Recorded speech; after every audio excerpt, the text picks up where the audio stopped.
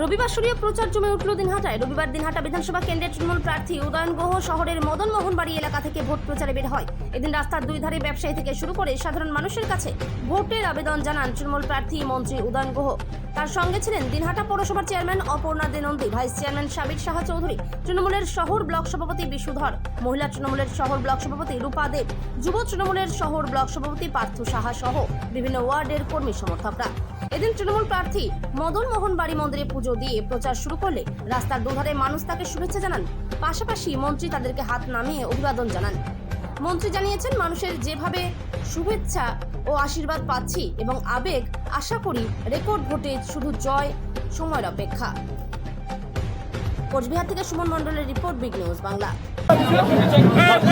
বাবা প্রচারে বেরিয়েছেন, জনজোয়ার প্রচারে কি বলবেন? এখন আমি আজকে মেইন রোডে প্রচার চালাবো। এরা এখন এইভাবে সব হাজির হয়ে গেছে, মানে বিভিন্ন ওয়ার্ডের থেকে আমাদের কর্মীরা, মহিলারা, তারা দলে দলে এসে মালা দিচ্ছেন, ফুল দিচ্ছেন। আমি অভিভূত। এই যে স্বতঃস্ফূর্ততা, এটা প্রমাণ করে যে এবারে নির্বাচনে মানুষ ইতিমধ্যে স্থির করে ফেলেছেন যে কী হবে।